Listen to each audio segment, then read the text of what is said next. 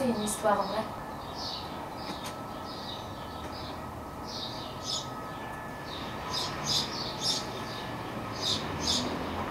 C'est une histoire vraie.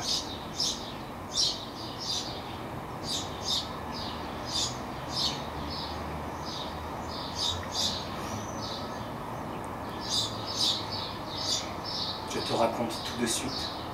Comme ça, tu sais, et on peut avancer. C'est toujours difficile de raconter les genèses des spectacles parce qu'en fait, il y a des instants de déclic, mais qui prennent leurs racines dans des années de réflexion en fait. Je bosse en parallèle sur des petits carnets, des fantasmes de dispositifs et puis des concepts de texte. Là, en l'occurrence pour Demain arrive, je suis une autre toi, il y a un fait divers qui a lieu en 2007 et qui me marque super fort. Ça se passe vers Calais. Une jeune femme qui traverse une autoroute parce qu'elle est poursuivie par des CRS, Une voiture lui rentre dedans. qu'elle se fait renverser par une voiture voiture ne s'arrête et elle pas. meurt dans les bras d'un CRS. Le CRS lui demande son nom, elle refuse de donner son nom. La femme est dans les bras d'un des hommes, sur le côté de la route. Je sais pas pourquoi, j'ai aucune idée de pourquoi elle refuse de donner son nom. Tu n'auras pas mon nom. Je n'ai pas de nom. Je commence à écrire cette histoire-là. Et du coup, il y a ça, il y a ce texte-là que du coup, je jette comme j'en ai jeté plein d'autres, quoi, parce qu'il va pas, il est en colère. Et puis on jette, c'est pas je jette, c'est on jette nous, puisqu'on fonctionne vraiment en collectif là-dessus. En gros, le collectif me dit non, on n'en veut pas, quoi. Et chouette, et on fait Est-ce que le monde, et c'est chouette. Ne m'oublie pas. Ne nous oublie pas. Et puis les années passent et en fait cette histoire-là, elle est toujours dans ma tête quelque part. Il y a toujours un truc où je me dis mais putain, il y a un truc emblématique là. J'ai de plus en plus envie d'écrire quelque chose à propos du refus. Qu'est-ce que c'est que de refuser tout ça. Puis en même temps, je suis toujours à la recherche de comment faire pour que ce soit pas trop chiant, comment faire pour que ce soit pas didactique, pour pas être en train d'impulser mon avis aux gens. Et pendant ce temps-là, on est en train en fait de construire le décor de nous. Et là, c'est beaucoup plus évident. L'idée du dispositif, elle vient vraiment. Je suis en train de faire la sieste et je me lève soudainement en me disant putain, un gradin qui tourne sur lui-même. C'est à partir de ce moment-là où j'ai le dispositif, clac, j'imagine le truc. Je suis sur le refus depuis un moment et hop, revient cette histoire. Et tout s'assemble et je me dis ça fonctionne là, clac, clac. Une des constantes que j'ai et la manière dont je pense un dispositif, c'est que j'essaie toujours de le penser du point de vue du spectateur. Et que c'est toujours cet endroit-là qui m'intéresse et qui me fait chercher.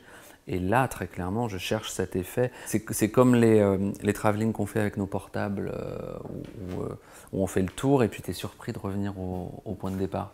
Sachant que le filage que vous avez vu là, c'était un filage très très particulier parce qu'ils se sont complètement emballés sur la vitesse du truc. On a fait un peu n'importe quoi sur la vitesse de rotation. C'est une des choses qui n'est pas réglée encore et qui est très très importante. C'est combien de tours on va faire.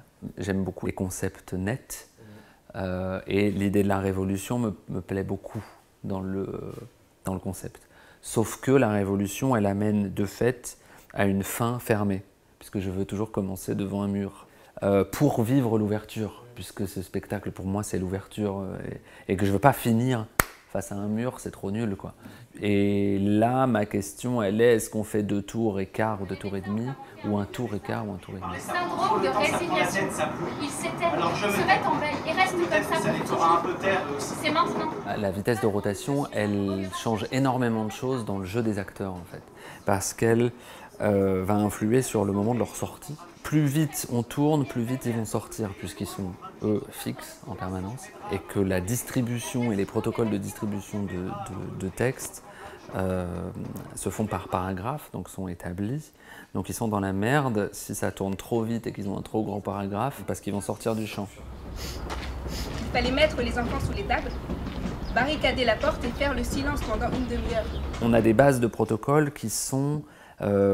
tous les interprètes connaissent l'intégralité du texte et sont en mesure de dire le texte, tout le texte. Et ils n'ont juste pas le droit de dire 2 paragraphes d'affilée. Et ils doivent plutôt prendre la parole quand ils sont dans le champ, Donc ça détermine déjà une partie, vu qu'il y en a toujours un qui est en train de tourner la manivelle, un qui est en mouvement, il n'y a plus que 3 personnes qui sont là, et puis il y en a un qui vient de parler. Donc en fait, c'est que des petites règles comme ça, très simples, qui font que ça ne se passe pas du tout, c'est pas du tout la compète pour parler. Je m'abonne, j'y vole aussi, on me le demande. Je paye en 2 fois, je marche, je m'engage, je vote, j'essaie ce qu'on me demande. Une des règles que je leur donne, c'est ne parlez pas.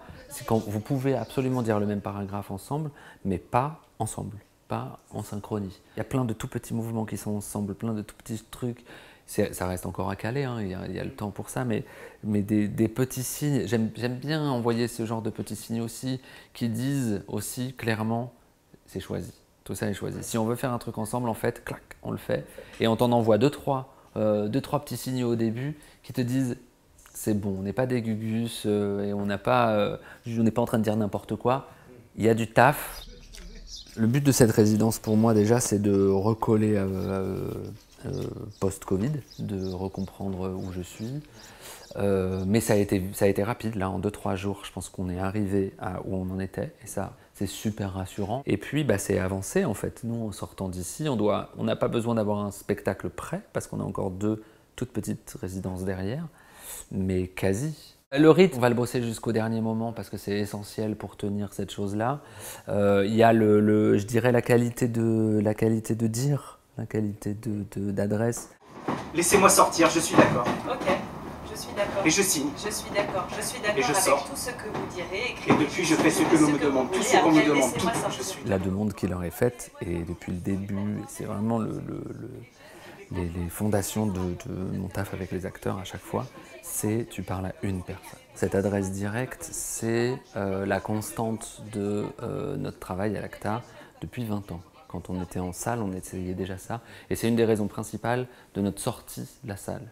C'est que le bâtiment théâtre ne nous permettait pas d'avoir des espaces lumineux qui nous permettaient de parler vraiment en regardant droit dans les yeux les gens. Ce qui compte, c'est que tu sois là et que tu saches que je sais que tu es là et que je suis content que tu sois là et je suis content qu'on soit ensemble et que je sais que tu sais, que je sais que tu sais, et que c'est ça qui est beau en fait, et que la chose qui est belle et la chose qui est forte au théâtre, c'est juste cette chose-là.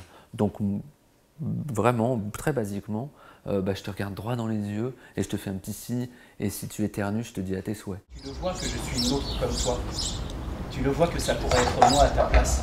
L'ouverture des répétitions, c'est quelque chose qu'on fait depuis quelques années, depuis la création de Nous, et on l'a systématisé, et c'est génial, et on le revendique et on essaie de le pousser.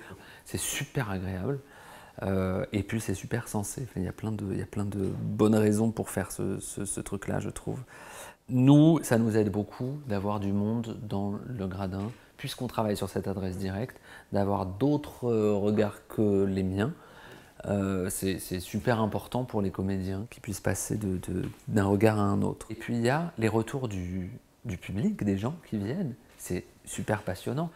Et politiquement, c'est super important qu'on ouvre ces étapes-là. C'est-à-dire qu'on est déjà pris pour des gugus. Il y a quand même plein de gens qui pensent qu'on ne travaille pas, qu'on travaille très peu, que c'est pas du vrai travail, qu'on est un peu des feignasses quand même. Et puis il y a beaucoup de fantasmes, de délires. Et non, attends, en fait, viens voir. Mais comme moi, je peux voir quand je suis dans une salle d'urgence et que je vois les infirmiers, les médecins et les aides-soignants taffer comme des brutes. Ah, putain, c'est quand même un taf de ouf, quoi. Et le même jour, au commissariat, 2 autres hommes sont venus.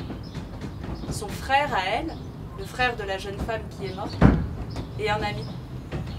Ils sont venus tous les 2 pour dire qu'ils savaient comment elle s'appelle, pour dire son nom, pour dire où la renvoyer, pour qu'elle ne soit pas enterrée là, pour qu'elle retourne auprès de sa famille. Je ne sais pas si les policiers les ont renvoyés d'où ils venaient. Je ne sais pas si les policiers les ont arrêtés.